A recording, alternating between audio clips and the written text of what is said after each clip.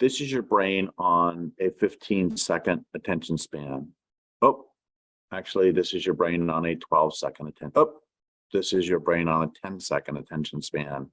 I remember reading some famous newscaster back in the 70s complaining about how television was harming the ability to convey news, because he said, we have been reduced at this point to 30-second sound bites. And I read this a couple of years ago and I was thinking, you have no idea how good you had it. In the past 20 years, attention span has really gone from about 15 to 12 to 8 seconds.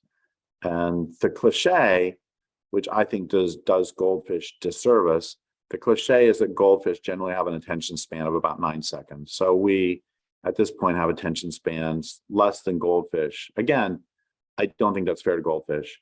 And it's dropping fast.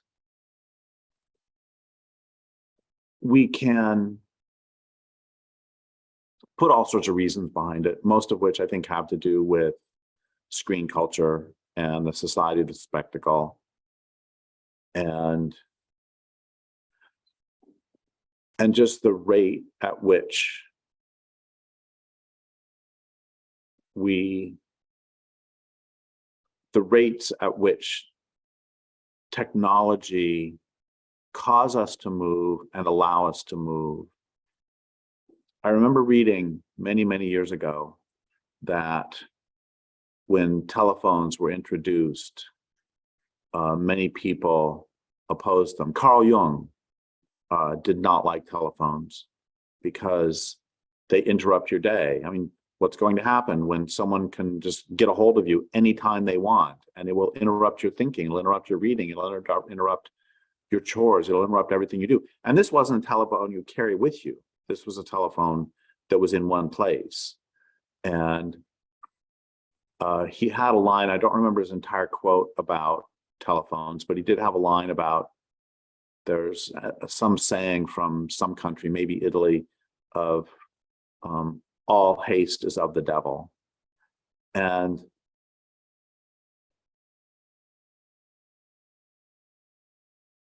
you know, I'm fortunate enough to be among the last generation who did not have computers when I was a child. And the last generation, that is, until society collapses. And then, of course, everyone will be once again without computers. And I remember, I know that our perception of time changes as we get older. So this is not just romanticizing childhood, but I remember the delight. Here's what I'm trying to say, is that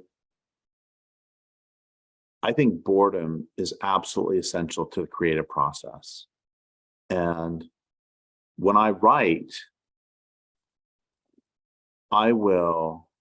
it's not that the words come just like this. I can sit there for an hour, 2 hours, and then a sentence may come, then a paragraph. And it's not that I'm sitting there the whole time thinking, oh, what's the next sentence? What's the next sentence? I'm often drifting and just sitting, and meditating is way too focused and highfalutin a word. I'm just hanging out. But if I am doing something, the chances are really good that if I'm watching a movie, 3 hours can go by or 2 hours can go by, and I won't be any closer to the magic happening. And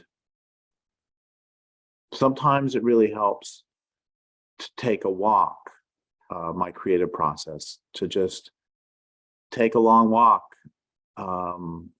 and not obsess about what I'm writing, just sort of think about it and then go, wow, the slant of light is really beautiful over there. And then just keep walking. And I've noticed how easy it is to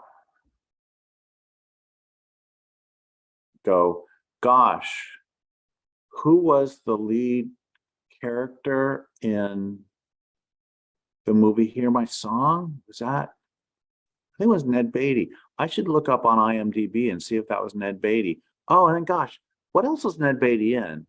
Oh, look, and then here is where he shared a movie with Paul Newman. So I wonder what else Paul Newman was in. And it's really easy with this sort of immediate access to all sorts of superficial answers.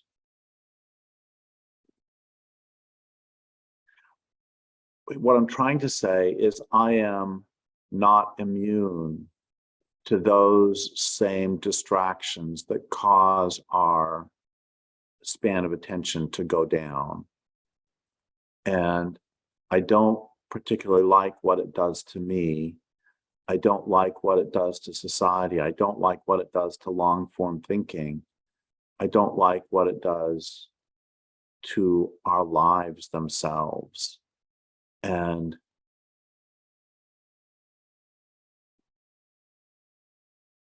we didn't evolve to have 8-second attention spans. I've been hunting a few times in my life, and I've been fishing quite a lot. And I was a terrible hunter. I've never, all you animal rights people, don't worry. I never got anything but lost. And when one of my main memories of being out hunting is sitting for hours and sitting long enough that the birds, can start coming up close to you, and one can do that without a gun too. But my point is that we didn't evolve to constantly be changing what we're attending to every 8 seconds. I think we evolved in a much slower pace. And I think that when we return to that pace, we will be much less neurotic.